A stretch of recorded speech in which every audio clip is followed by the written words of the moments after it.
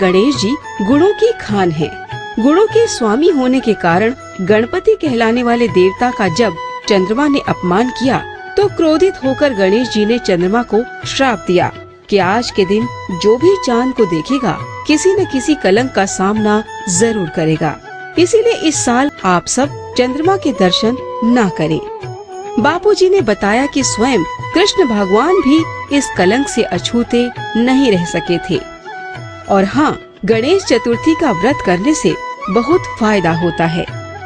गणों का जो स्वामी उसको गणपति बोलते हैं। गणानाम पति इति गणपति। इंद्रिय गण का जो स्वामी चैतन्य परमात्मा है उसको भी गणपति बोला जाता है। समाज का जो अगवा है उसको भी गणपति बोल सकते और तत्ववेता को भी गणपति बोल सकते। अब कथा आती है कि शिव जी ने प्रवेश किया, माँ पार्वती ने अपने योग बल से बालक बनाया और उस बालक को आज्ञा दी कि कोई भी बिना आज्ञा के ना आए, मेरी आज्ञा के। शिव जी आए और उसके साथ भिड़ना पड़ा माँ की आज्ञा पालने के लिए, और शिव जी ने त्रिशूल से उनका सिरोच्छेद कर दिया। हकीकत का पता चलते ही शिव जी ने गणों को आज्ञा दी कि ले आओ किसी का भी मस्तक। गण हाथी का मस्तक ले आए और गणपति पर उस बालक पर लगा दिया। अब शंका उठती कि एक मानुषी गर्दन उस पर हाथी की गर्दन कैसे फिट हुई? तो उसका समाधान यह है कि देवताओं की आकृति भले फोटो में मानुषी जैसी हो, लेकिन देवताओं की काया मानुषी काया से विशाल होती है। और भगवान तो उपदेश से हमारा मंगल करते, कल्याण करते, लेकिन गणपति भगवान तो अपने श्री विग्रह से भी हमें प्रेरणा देते और हमारा कल्याण करते। गणपति अर्थात हाथी की सूंड लंबी होती। इसका मतलब है कि कुटुंब में जो बड़ा है अथवा समाज में जो बड़ा है, अगुवा है अथवा तत्ववेता है, उसको दूर की गंध आनी चाहिए। हाथी की आंखें छोटी होती है लेकिन सुई जैसी बारीक चीज को भी उठा लेता है।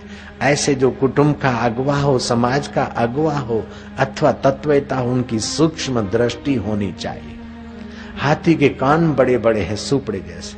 कुटुंब का, समाज का जो गणपति बड़ा है उसके कान तो विशाल हों, अथवा जो भगवत कथा सुनता है उसके श्रवण भी तो विशाल हों, लेकिन सार सार बात सुने। जैसे धान हम सुपड़े में धान लेते हैं तो धान रखते और कचरा पट्टी और फोतरा फेंक देते हैं, ऐसे कुटुंब का, समाज का जो अगवा है या घर का जो अगवा का काम निभाती है माँ, बहन, दादी, मामी, जो वो बात तो सबकी सुने लेकिन सार सार रखे, बाकी का छोड़ दे। ये गणपति के श्री विग्रह से हमें प्रेरणा मिलती है।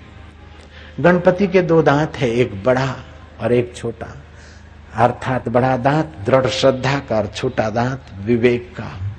दृढ़ श्रद्धा हो तो विवेक की थोड़ी कमी भी हो विचार की, तभी भी श्रद्धा के बल से आदमी तर जाता है। गणपति के हाथ में मोदक भी है, दंड भी है, अर्थात जो भजन करते हैं और उन्नत होते हैं उन्हें मधुर प्रसाद भी देते हैं, और जो वक्र दृष्टि रखते हैं उनको वक्र दृष्टि दिखाकर डंडे से भी उनका अनुशासन करके आगे बढ़ाने की प्रेरणा देते हैं। फिर सवाल उठता है कि गणपति भगवान का मूसक चूहा उनका वाहन, चूहे पर इतना मोटा लंबोदर बड़ा बड़ा पेट। बड़ा पेट ये प्रेरणा देता है कि कुटुंब का और समाज का जो बड़ा है उसका बड़ा पेट होना चाहिए। इस उसकी बात सुन ले, जहां तक उसे उसकी बात कहे नहीं, ऐसा विशाल पेट होना चाहिए कि आपके पेट में इधर उधर की बातें समा जाए। फिर गणपति के विग्रह से ये भी मिलता है कि गणपति जी का सेवक है चूहा। शेर जिस किसी के घर में नहीं जा सकता है, भगवान शिव जी का बैल जिस किसी के घर में नहीं जा सकता, और भगवान विष्णु का गरुड़ जिस किसी के यहाँ घर में नहीं घुस सकता, लेकिन चूहा तुम है तुम्हारे हमारे घर में, और तुम्हारे हमारे आश्रम में तो क्या कुटीर में और बिस्तर में भी घुस सकता है। जय राम जी बोलना पड़ेगा। तो शूद्र से शूद्र प्राणी को भी भगवान गणपति ने अपना काम सौंपा है। छोटे से छोटे व्यक्ति को भी हाथ में रखना चाहिए। कुटुंब के बड़े की बड़ाई इस बात में है। कोई भी शुभ कर्म हो, चाहे विवाह हो, चाहे वास्तव हो, चाहे खात मुहूर्त हो, चाहे गृह प्रवेश हो, चाहे शिव जी के मंदिर की पूजा हो, चाहे विष्णु राम जी के मंदिर की पूजा हो, लेकिन पहले तो ओम गणानां बदे गंगा निधि।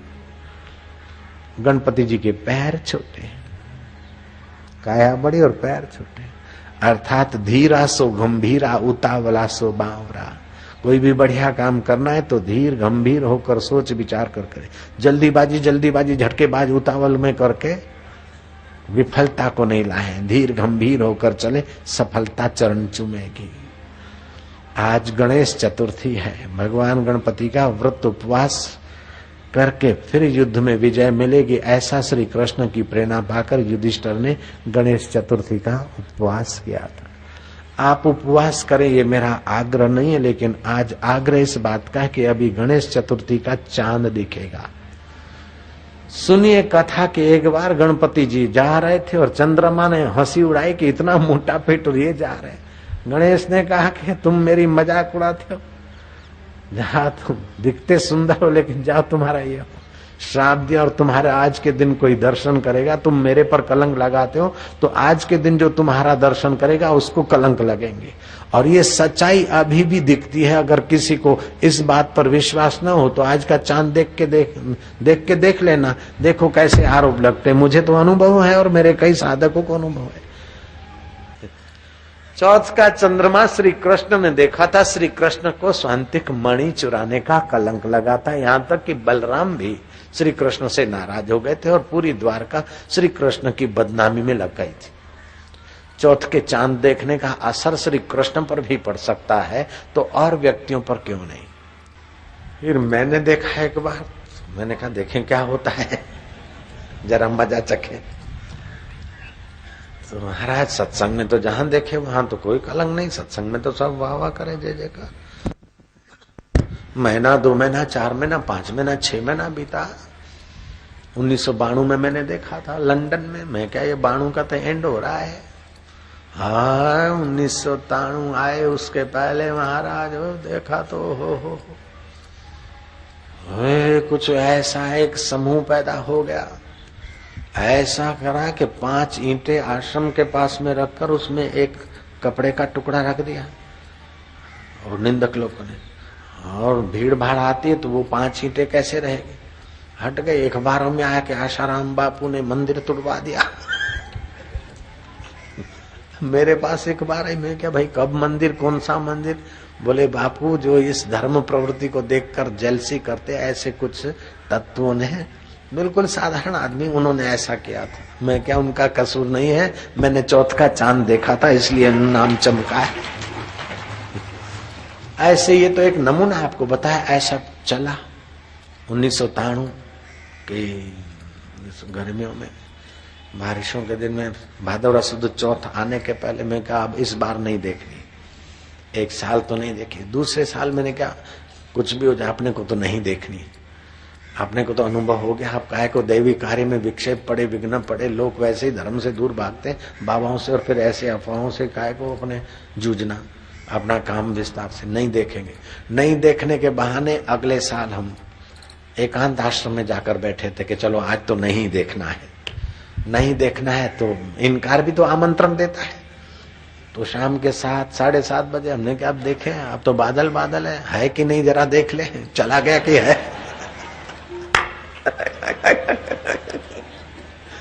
तो अगले साल हमने कहा कि अब तो समय हो गया भाई, रात हो गई, अब थोड़े होगा, देखे है कि चला गया। तो सामने बराबर देखा, मैं क्या फिर देखते रहे कि भाई चौथ का चंद्रमा आज देखा, देखे क्या होता है इस साल। तो घूमते घामते 9 महीने 10 महीने तो बीत गए, 11वां महीना भी बीत गया। अभी उसका चमत्कार देखा। क्या चमत्कार देखा कि सूरत आश्रम के साधकों ने जो जमीन खरीदी थी किसानों से, उन किसानों को कुछ निंदक लोगों ने बहका दिया कि तुमने तो 30,000 रुपए में बिगा दिया था 10 साल पहले, और लिखा पड़ी तो किसान के नाते तुम्हारे नाम पर अभी कागजात चल रही है। आश्रम को तो खाली तुमने साइन करके थोड़ा बहुत लिख के दिया है। तुम बोलो कि हमने दी नहीं, तो आजकल लाख रुपया मिलेगा, हम तुमको लाख रुपए के हिसाब से पैसा दिलाएंगे और ये कर देंगे। उन 4 किसानों ने कर दी सही, लेकिन 2 किसान घबराए कि हमने तो पैसे लिए आश्रम की जमीन, और उधर तो सब मंदिर बन गया। लेकिन 2 ने हाँ भर दिया। और महाराज अखबारों में ऐसा सूरत का ऐसा मैटर अखबारों में चमका के आहा के आश्रम वालियों ने बेचारे गरीब किसान की जमीन ले ली और गरीब किसान को बुलाया, भाई तेरी कहाँ गरीब किसान, उसको तो हीरे के कारखाने हैं नटू भाई को, वो गरीब किसान नहीं है, और वो तो खूब सेवा करता है बेचारा। फिर भी जो चमकाना था उन्होंने चमका दिया, और वो किसान तो बेचारे भगत के भगत रहे, लेकिन बीच में भक्तों को बहका कर सही करवा कर जो अखबारों में चमका दिया, मेरे को लगा कि अखबारों में चमकाने वाले भी ये चंद्रमा की चमक का फल अभी अपने को आया है। जय राम जी की। जब कृष्ण को कलंक लग सकते तो आशाराम मुझसे बकात कैसे हो सकता है, अथवा और कोई राम कैसे बकात हो सकता है। तो आज चौथ का चांद है, आप संभल के जाइए शाम को, लेकिन ऐसा ना हो कि देखें है कि नहीं। नारायण हरि।